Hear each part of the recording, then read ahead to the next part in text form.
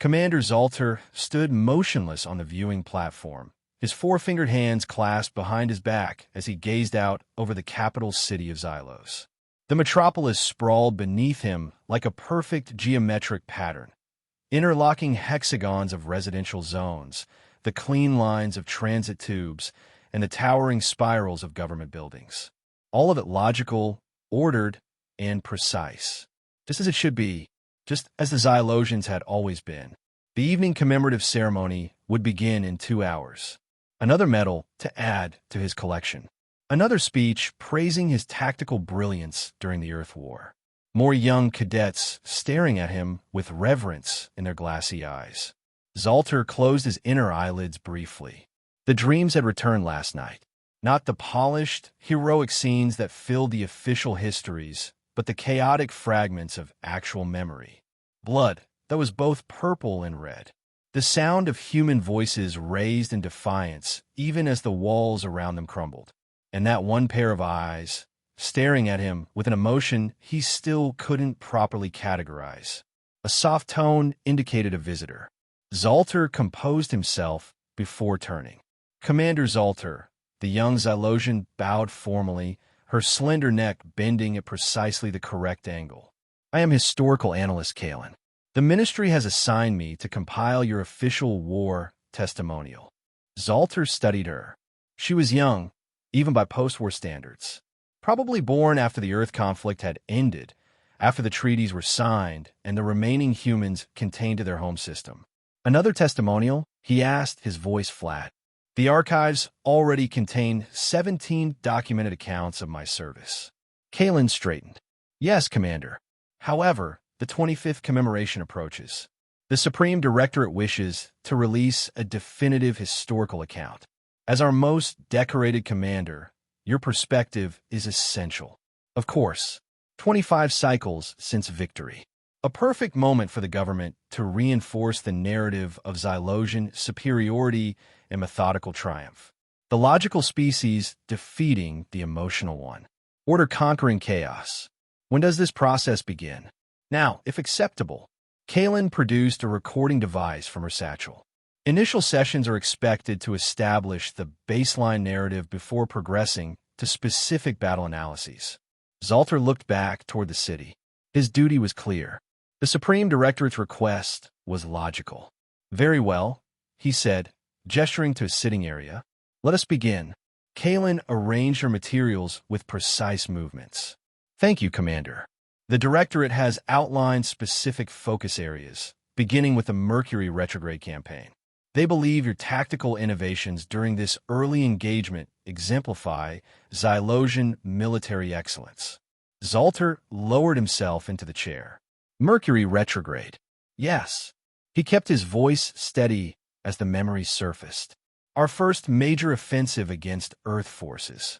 The historical record indicates your battle group achieved 97% operational objectives with minimal casualties, Kalen prompted. A remarkably efficient victory. Zalter began recounting the official narrative. The swift deployment of Xylosian warships. The precision of their formation. The predictable, disorganized response of human defenders. His own decisive commands that led to victory. As he spoke, Kalen's recording device captured every word, and her fingers added notes to her datapad. She nodded occasionally, the picture of professional attentiveness. The humans attempted several counteroffensives, Zalter continued. Each one failed due to their emotional decision-making. They sacrificed strategic advantage for individual survival repeatedly. Yet records indicate the battle lasted 17% longer than tactical projections, Kalen observed, glancing up from her notes. Was there any unexpected resistance? The question was innocent enough, but it sent a ripple of unease through Zalter's composed exterior. He paused, remembering the truth behind those statistics. The resistance was not unexpected, merely difficult to quantify in our initial models, he replied carefully. Human responses occasionally deviated from optimized survival parameters. In what way, Commander? Zalter's mind flashed to the small human vessel, hopelessly outgunned, that had deliberately rammed one of his cruisers rather than retreating. The resulting explosion had destroyed both ships. Completely irrational. Completely unpredictable. They occasionally employed tactics that prioritized damage to our forces over their own survival, he said instead. Kaylin looked up, her interest visibly piqued. That contradicts established logical principles. Was this a systematic approach or isolated incidents? The Supreme Directorate's analysis concluded they were anomalous events. Zalter answered, retreating to the safety of official doctrine. Emotional species occasionally exhibit self-destructive behaviors. It is one reason why logic prevails. Kaylin made a note. Of course, Commander. But her tone suggested curiosity rather than satisfaction. Perhaps we could discuss another engagement? The records mention your pivotal role in the Hawk Base siege. Zalter felt a cold sensation spreading from his core. Hawk Base. Of all the battles to mention, that engagement is well documented, he responded, a hint of rigidity entering his posture. The largest human outpost in the asteroid belt. A strategic necessity for our expansion toward Mars. Yes, Kaylin agreed. Our forces outnumbered theirs 5-1, with superior weaponry and positional advantage. Yet the siege lasted nearly 3 standard months. The longest single engagement of the war. Zalter stared at a point just above Kaylin's head. The fortress was well constructed. Underground components. Redundant systems. But surely with our technological superiority. You were not there, Analyst Kaylin. Zalter interrupted, then immediately regretted the emotional outburst. He composed himself. The physical structure was only part of the challenge. Kaylin leaned forward slightly. What was the other part, Commander? Zalter found himself speaking before he could apply the proper filters. They wouldn't surrender, even when all logical calculations indicated they should. The words hung between them. Kaylin's recording device hummed softly in the silence. Perhaps, she suggested carefully, you could describe the final assault on Hawk Base? The records contain strategic overviews, but few tactical details. Zalter closed his eyes, and suddenly he was there again. The assault corridor stretched before him. Emergency lighting casting red shadows across the wreckage.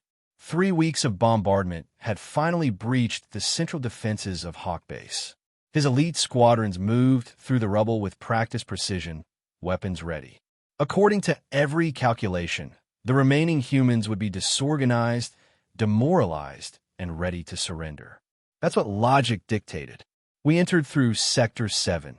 Zalter heard himself saying to Kaylin. 3 full battle groups. The outer defenses had fallen. Their communications were severed. Their reactor was critical. By all measurable standards, they had lost. In his memory, he moved at the front of the formation, sensor readings indicating fewer than 50 human life signs remaining in the central command area. Barely a skeleton crew. Barely a threat. We expected token resistance followed by surrender, he continued. That would have been the logical course for an inferior force facing certain defeat. Kaylin was completely still now, recording every word. But they didn't surrender. No. Zalter's voice had grown quieter. They did not. The first barricade had appeared around a corridor bend, makeshift but effective. Before his sensors could fully analyze it, concealed explosive charges detonated, collapsing part of the ceiling. 2 of his soldiers were crushed instantly. They had prepared a defense in depth, he explained, using the base structure itself as a weapon, collapsing passages behind us, flooding compartments with coolant gases, triggering radiation leaks to force us into predictable paths. Impressive improvisation, Kaylin commented. No, not improvisation, Zalter corrected her. Preparation. They knew they couldn't win, couldn't escape. Yet they had methodically prepared to make our victory as costly as possible. As he spoke, the memories became more vivid. The squad pushing through narrowing corridors. The human defenders falling back in seemingly chaotic patterns that nevertheless led his forces into one trap after another. The strange, guttural sounds they made when fighting at close quarters. Not cries of fear, but something else. Something his translators struggled to capture. We lost 23 soldiers taking a position that, by all tactical analysis, should have been abandoned. The admission felt like a betrayal of his kind, but once started, Zalter couldn't seem to stop the flow of truth. The humans, they fought differently than our simulations predicted. They didn't protect their strongest warriors. They didn't establish clear retreat paths. Injured humans would continue fighting rather than seeking medical attention. Kalen's eyes had widened slightly. This contradicts the efficiency principles described in our military doctrine. Yes, Zalter agreed. It does. He remembered reaching the central command chamber. The blast doors had been sealed, but his engineers breached them within minutes. The room beyond should have contained the remaining leadership, ready to negotiate terms once faced with overwhelming force. Instead, they found 7 humans, some in military uniforms, others in civilian attire. They had barricaded themselves behind overturned consoles and machinery. Each was armed. None showed any indication of surrender. The final group was particularly problematic, Zalter said carefully. How so? Kalen prompted. Zalter hesitated. They exhibited no fear response despite clearly understanding their situation. Our forces outnumbered them 10-1 in the command center alone. Their base was lost. Escape was impossible. Continued resistance was pointless by any logical standard. Yet they continued to resist, Kalen noted. Yes, the memory was crystal clear now. I ordered them to surrender, explained that they would be treated according to established protocols. One of them laughed. The sound had been so unexpected that Zalter's squad had momentarily frozen in confusion. The humans had used that moment to open fire from multiple positions simultaneously. We were forced to eliminate all resistance, Zalter said, the formal phrasing an attempt to distance himself from what had actually happened. The desperate close-quarters fighting. The humans dying one by one, but inflicting casualties with every moment. The final human was an older male, their engineering specialist according to his insignia. Zalter fell silent, the memory of those final moments almost too vivid to share. Did something significant occur with this individual? Kalen asked, breaking the silence. Zalter looked directly at her. He was wounded, unarmed, cornered against the central reactor controls. By all logical parameters, he should have surrendered. Instead, the human had straightened himself despite his injuries, blood staining his uniform. He looked directly at Zalter with an expression that the commander had been unable to classify at the time. Do you know what he said to me? Zalter asked quietly. Kalen shook her head. You don't understand us at all, do you? Zalter quoted. Then he activated a hidden mechanism in the control panel. Not a weapon, as we expected, but a transmission device.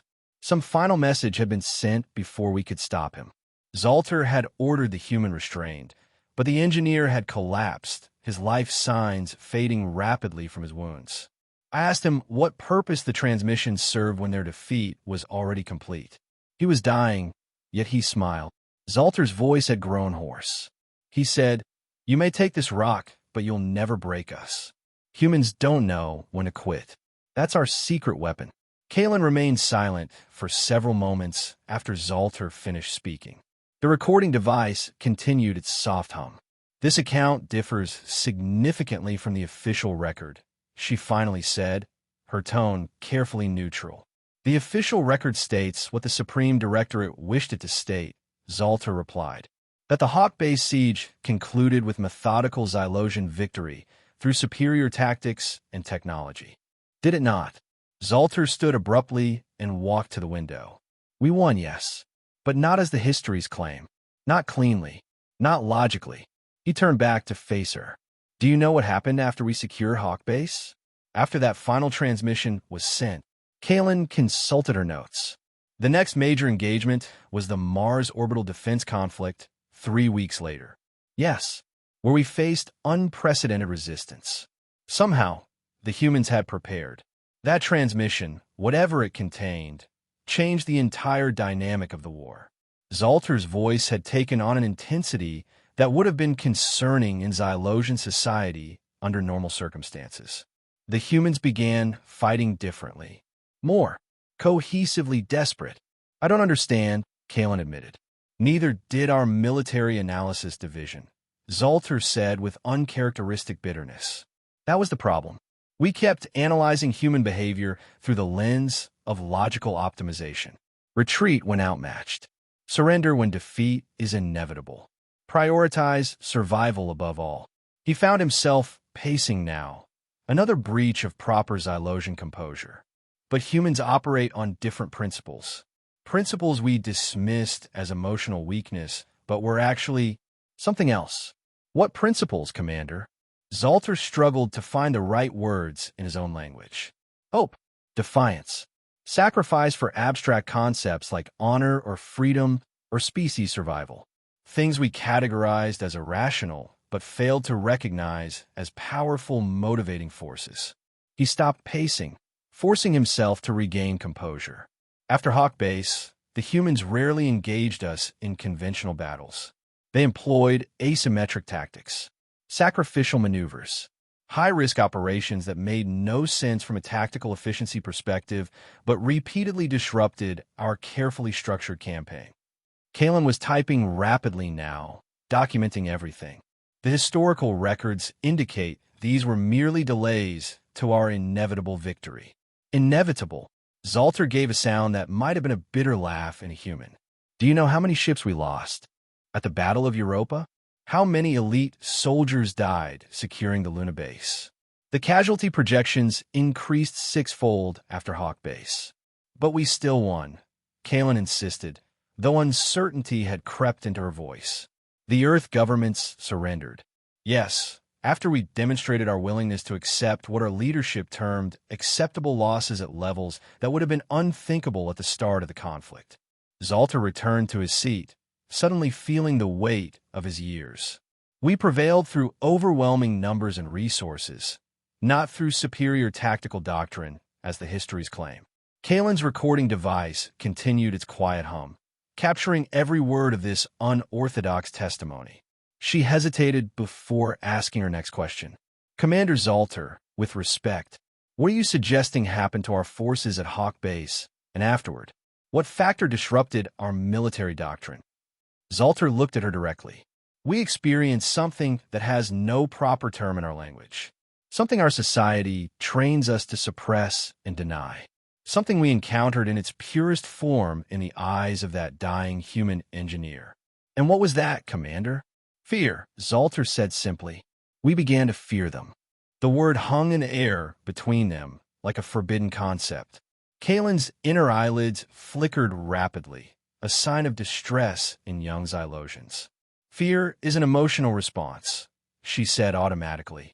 Our species evolved beyond such limitations centuries ago. That is what we tell ourselves, Zolter agreed. But it is not entirely true. We suppressed such responses, conditioned them out of our conscious experience, built a society that prized logic and order above all else. But when faced with an enemy that refused to follow predictable patterns, that willingly embraced self-destruction to achieve longer-term goals we couldn't fathom, the old responses returned. He leaned forward. In the later stages of the war, our battlefield effectiveness decreased by 23%. Official records attribute this to supply line extensions and environmental factors. The truth is simpler. Our soldiers hesitated. They became uncertain when facing human forces. They began to anticipate the irrational, the self-sacrificing, the unpredictable. They began to fear, Kalen whispered, as if testing the forbidden concept. Yes, and fear disrupts logical decision-making, creates hesitation, introduces inefficiency. Zolter's voice had taken on a teaching quality. Our military command recognized the pattern, but could not acknowledge its cause. To admit fear would undermine the very foundation of our society's belief in its own evolutionary superiority. So the official history was created to mask this weakness. Kalen asked. Not a weakness, Zolter corrected her. A reality. Humans are not like us. Their emotional capacity, what we dismissed as primitive, gives them strength under certain conditions. The ability to continue fighting when all logical analysis indicates defeat. the willingness to sacrifice individual survival for collective advantage. Kaylin sat in silence for several moments, processing this revelation. Her recording device continued its soft hum. "Commander," she finally said, "if I include this perspective in my historical compilation, it will contradict 25 cycles of official doctrine." Zalter finished for her. "It will suggest that our victory came not through superior rationality, but through brute force and a willingness to accept casualties that would have been deemed illogical at the war's outset. The Supreme Directorate will reject such a conclusion," Kaylin said quietly. "Almost certainly." She looked down at her recording device, then back to Zalter. "Then why tell me this now? Why risk contradicting the established narrative?" Zalter's gaze drifted back to the window, to the perfect geometric patterns of the city below. "Because truth has value beyond political expedience. Because the next time we encounter a species like humans, we must understand them better than we did before." He turned back to her. "And because I'm tired of the dreams." "Dreams, Commander?" "Of Hawkbase. Of that human engineer's eyes as he died. Of the others we fought throughout the war who defied our understanding until the very end." Zalter's voice had grown heavy. "In my dreams, I am back there, but this time I understand what I'm seeing in their expressions. Not primitive emotion, but a kind of power we had no defense against." Kaylin switched off her recording device with a deliberate motion. "Commander Zalter, I have a decision to make. The official history expected by the Supreme Directorate cannot contain these perspectives." "I understand," Zalter replied. "You must fulfill your duty." "My duty is to historical accuracy," she countered with unexpected firmness. "But there are multiple avenues available." She thought for a moment. The public commemoration document can follow established parameters, while a separate, sealed account could preserve your complete testimony for future generations. A compromise, Zalter noted. Logical, yet not entirely honest. "Truth often requires careful navigation," Kaylin replied, "especially when it challenges fundamental beliefs." Zalter considered this. "What will you call this sealed account?" Kaylin thought for a moment. "Perhaps psychological factors in interspecies conflict, the human variable, clinical, appropriately academic." Zalter nodded approval. "And what of the public account?" "It will praise your tactical brilliance and Xylosian superiority as expected," Kaylin said, "but perhaps with subtle modifications that begin to prepare our people for a more complex understanding of our victory and our enemies. A gradual introduction to uncomfortable truth," Zalter mused. "Your approach shows wisdom beyond your years, Analyst Kaylin." She began packing her materials. "Will you continue with further sessions? There's much more to document, both for the official record and the sealed account." Zalter considered this. The prospect of revisiting those memories was uncomfortable, but the alternative, allowing the sanitized version to stand unchallenged, seemed suddenly worse. "Yes," he decided, "we will continue. The truth deserves preservation, even if our society is not yet ready to embrace it fully." As Kaylin prepared to leave, she paused at the door. "Commander, one final question. The human engineer at Hawk Base. What was in his expression that haunts your dreams? What do you now recognize that you couldn't classify then?" Zalter was silent for a long moment. "Defiance," he finally said, "but more than that, a certainty that transcended his individual fate, as if his death meant nothing because something larger would continue." He struggled to find the words. "The closest translation in our language might be faith in his kind, not a logical calculation of probability, but an unshakable knowing." "And this disturbs you still?" Kaylin asked. "It should disturb all of us," Zalter replied quietly, "because it suggests a strength we cannot quantify and therefore cannot strategize against. The histories claim we defeated humanity through superior logic and organization. The truth is more complex.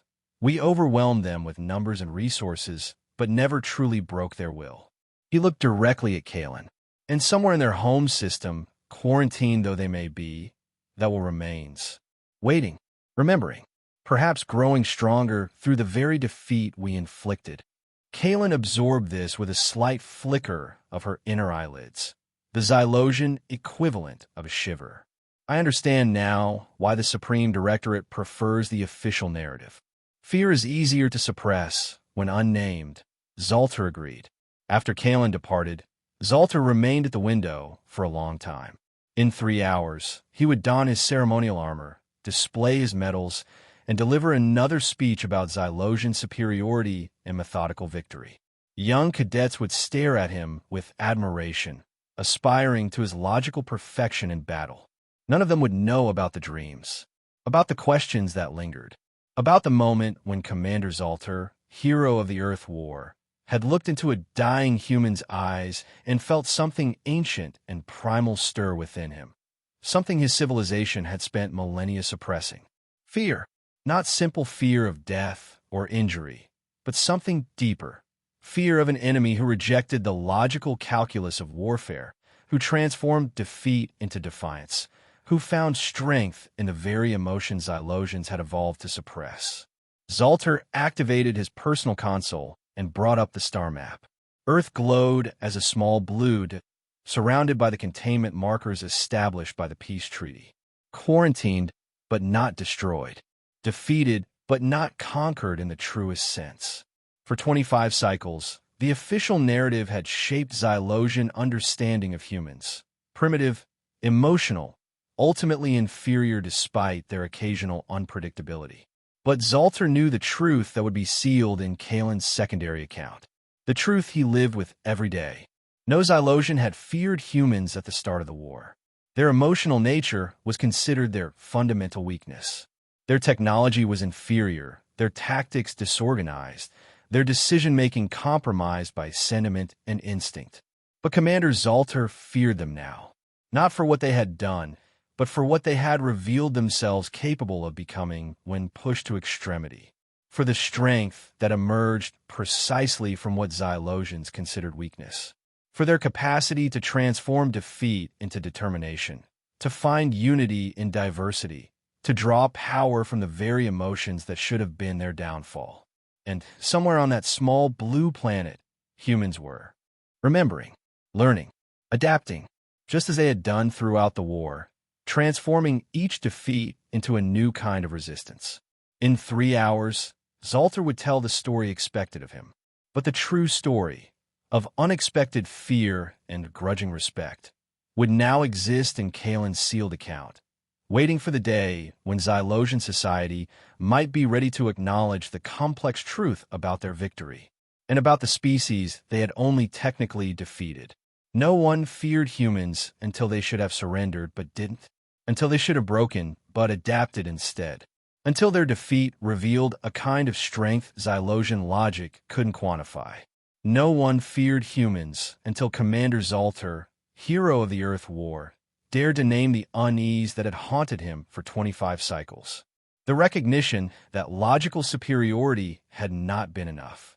That overwhelming force had been required because something in the human spirit refused to calculate odds, refused to accept inevitable defeat, refused to follow the rational path to surrender. As he prepared for the evening's commemoration, Zalter wondered if the containment around Earth would hold for another 25 cycles. And if it didn't, if humans returned to the stars with the lessons of defeat hardwired into their collective memory, whether even the mighty Xylosian Empire would be prepared for what might emerge. For somewhere on Earth, he was certain a new generation was growing up hearing stories of Hawk Base and the other last stands of the war. Not as tales of defeat, but as legends of defiance, of humanity's refusal to submit even when logic demanded it. And that, Commander Zalter now understood, was what truly frightened him.